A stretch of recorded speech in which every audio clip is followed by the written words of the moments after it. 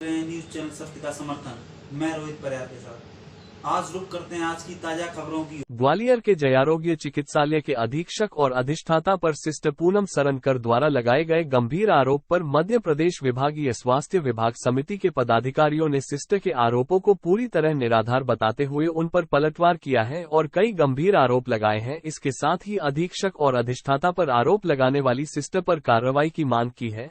चिकित्सा शिक्षा विभागीय समिति के प्रदेश अध्यक्ष मोहित शर्मा ने यहां ग्वालियर में पत्रकारों से चर्चा करते हुए कहा कि अधीक्षक और अधिष्ठाता पर पूरी तरह निराधार आरोप लगाए गए हैं। सिस्टर पूनम शरणकर द्वारा नर्सिंग एसोसिएशन की प्रतिष्ठा को धूमिल करने का प्रयास किया जा रहा है। उन्होंने नियम विरुद्ध एमएससी करने की मांग की थी, जो कि पूरी तरह गलत है। इसके साथ ही इंदौर से ग्वालियर ट्रांसफर होने पर बिना ज्वाइनिंग लिए मेडिकल सर्टिफिकेट लगाया था और जिसके बाद 6 माह का वेतन भी मांगा गया और वेतन भुगतान न होने पर अधीक्षक और अधिष्ठाता पर रात में फोन करके बुलाने का पूरी तरह गंभीर निराधार आरोप लगाया है। इन आरोपों का मध्य प्रदेश चिकित्सा शिक्षा विभागीय समिति पूरी तरह खंडन करती है और यह आरोप लगाने वाली सिस्टर पर कार्रवाई की मांग करती है। बाइट मोहित शर्मा, प्रदेश अध्यक्ष, विभागीय चिकित्सा शिक्षा समिति।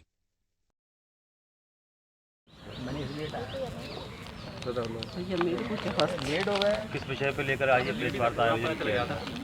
मैं मोहित शर्मा, अध्यक्ष चिकित्सा शिक्षा विभाग राज्य कर्मचारी संगठन से कल दिनांक 11 मार्च 2023 में जो इंदौर के अंदर पूनम सरनकर सिस्टर जी के द्वारा जो अधीक्षक महोदय और अधिष्ठाता महोदय पर आरोपित किए गए थे, उसके विषय में हमको जब जानकारी मिली तो हम तत्काल अधीक्षक महोदय के पास पहुंचे कि भाई हमारे कर्मचारी संघ में ऐसा क्यों हो रहा है। तो हमने उनके सारे जो मुद्दे थे, एक एमएससी की परमिशन, उनके 6 माह का वेतन और उनके पास जो कॉल आप बता रहे हैं, जैसे कॉल आया कि हमें रात में आइए और आपके काम कर दिए जाएंगे सुबह तक, उसकी हेतु हमने जब बात की तो जो विषय हमने उठाए थे उसके में सारी बातों को हम जड़ से हमने निकल के हमने जब संज्ञान में लिया तो कुछ जो निर्णय निकल के आया वो सब उनके विरोध में आए। जैसे पहला उनका विरोध था कि हमें एमएससी की परमिशन नहीं दी गई है। अब एमएससी में बात किया तो वहाँ जानकारी मिली कि इन्होंने बीएससी ही कंप्लीट नहीं किया है। अगर बीएससी कंप्लीट किया है, कहाँ से किया है, कैसे किया है, कोई भी रिकॉर्ड सरकार को नहीं दिया गया। एमएससी की परमिशन ना दिए जाने का यही कारण था। हाँ, जब आपने जीएनएम से नियुक्ति हुई है, आपने बीएससी कब की, कैसे की, कहीं कोई रिकॉर्ड सबमिट नहीं किया, ना समय का, ना कॉलेज एग्री नहीं किया। आपको अनुमति कैसे मिलेगी? पहले बीएस डॉक्यूमेंट लगाइए आप।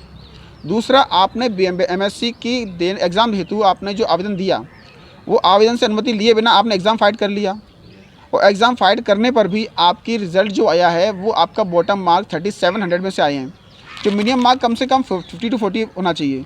आप उसमें रिजेक्ट हो गए। जब आप एंट्रेंस एग्ज़ाम को रिजेक्ट हो गए, आप वहाँ से निष्कासित कर दिए गए। दूसरे, आपके पास बीएससी की डिग्री सबमिट नहीं करी है, आप किसी भी तरह से एमएससी के लिए एलिजिबल नहीं होते हैं। फिर भी तत्कालीन मैडम अनीता शर्मा द्वारा उनके डॉक्यूमेंट्स को अवैध तरीके से अग्रेसित करके विभाग को भेज दिया, जिसमें आज तक नो डला हुआ है। डॉक्यूमेंट मांग लिए, उन्होंने आज तक सबमिट नहीं किए हैं और शासन पे अनैतिक तरह से दबाव बना रहे हैं कि मेरी परमिशन मंजूर की 2 वर्ष की। दूसरा, उन्होंने आरोप लगाया है कि 6 माह का वेतन मेरा नहीं दिया गया। इनको 7 सितंबर 2022 को इंदौर से रिलीव किया गया था। 2 माह का समय बढ़वा के रुक गए और इनको वहाँ पर से 7 नवंबर 2022 को रिलीफ फिर द्वारा किया गया। तो उन्होंने वहाँ से यहाँ पर ज्वाइनिंग देने की जगह पर 9 नवंबर 2022 को वहाँ से मेडिकल आवेदन भेज दिया। अपन ये चाहेंगे कि जैसे कि पूनम सरनकर ने जो इंदौर में जो आरोप लगाए हैं जी, अधिकारियों पर, यौन शोषण के आरोप लगाए, तरीके के आरोप लगाए, उन आरोपों के बारे में क्या कहना चाहेंगे आप? उन आरोपों के बारे में ये कहना चाहता हूँ कि जो जिस आधार पर लगा रहे हैं वो पहले मैं सबमिट कर दूँ पूरे आपको कि वो किस नियम विरुद्ध हैं, शासन ने क्यों रोका है। उन्होंने जब सेकंड चीज़ बोला वेतन के बारे में, जो आपने 9 नवंबर को ज्वाइनिंग की जगह मेडिकल भेज दिया विदाउट ज्वाइन किए, जहाँ पर आपने ज्वाइनिंग नहीं किया वहाँ से मेडिकल आप पास कैसे हो जाएगा आपका? मतलब इन शॉर्ट आपका कहना ये है कि उनका मतलब उनके मनमाफिक काम ना होने के कारण वो अवैध तरीके से डिमांड भी मांगे कर रही हैं कि सेवा दी नहीं है। 3 माह आपने छुट्टी बैठे हो बिना जानकारी दिए, मेडिकल लगा रहे हो। 10 मार्च को जो कमेटी में बुलाया गया था, 10 मार्च को इन्होंने इसकी शिकायत कमिश्नर महोदय से भी की थी। कमिश्नर महोदय ने जांच कमेटी बिठा दी और 10 मार्च को इन्होंने उपस्थित होने का आदेश दिया। लेकिन 10 मार्च में अधीक्षक कमिश्नर महोदय यहाँ पर उपस्थित होने की जगह पर ये इंदौर पलायन कर गए, क्योंकि इनके पास ना तो कुछ साक्ष्य थे, ना लीगल डॉक्यूमेंट थे। तो वहाँ इनको मालूम था हमें आरोपित हो जाएंगे, बचाव के लिए इंदौर भागे हैं। अब इंदौर से ये अपने बचाव के लिए वहाँ से अनर्गल विलाप कर रही हैं और झूठी और गलत नियम विरुद्ध मांगों को पूरा करवाने के दबाव बना रही हैं, जबकि समस्त इनकी मांगे जो हैं उनका आरोप बाद में संयुक्त मोर्चा के बैनर तले नया खोलने राज्य उसका कोई पदाधिकारी दिखा के ज्ञापन दिया।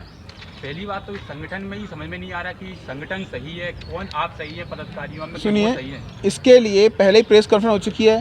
प्रदेश महामंत्री हेमंत श्रीवास्तव जी द्वारा एक पूरा वीडियो कमेंट्स करके डाला गया है, न्यूज़ निकला है। आप बताएं, हेमंत श्रीवास्तव जी वो कह रहे हैं हमारे प्रदेश अध्यक्ष वो हैं सुरेंद्र सिंह भदौरिया जी, कोई वो निष्कासित है उसके। सुनिए, अभी पता कैसे चला कि आप सही है कि वो सही है? आपने भी ये बताया था, आपको अभी शासन जांच चल से आपको प्राप्त पत्र मिल जाएगा जो कोर्ट के द्वारा भी आदेशित हो चुका है। और भारतीय मजदूर संघ जिस संगठन को मान्यता करता है वही राष्ट्रीय संगठन ओरिजिनल होता है, ठीक है। उसका संघ की मान्यता केवल राष्ट्रीय संगठन हमारे को है। और हमारे प्रदेश मंत्री विश्वजीत सिंह सिसोदिया जी हैं। वो कह रहे नहीं है। किसने बोला आपसे? होता ही है कि आपसे किसने अवगत कराया? प्रदेश अध्यक्ष ने जो आपके बता रहे थे आप, हाँ, सिंह भदौरिया जी, और वो हमारे तो सही नहीं। आपसे अब जैसे आप बीस को आप बोल रहे हो। अरे अभी रहने दे रहे 10 मिनट रुक जा आइडिया डाले बाद में कर लियो। चलो लगा लो। गलत होता है। आप लोग ये लिखेंगे कि ये इन लोगों ने इस तरह की हरकत की है तो इनका हम इसकी बराबर अपने पत्र से मांग करेंगे अधीक्षक महोदय से, और कमिश्नर लिख के देंगे कमिश्नर आपको किसी कार्रवाई की जाए। इससे हमारे नर्सेज की छवि धूमिल हो रही है। मध्य प्रदेश राज्य कर्मचारी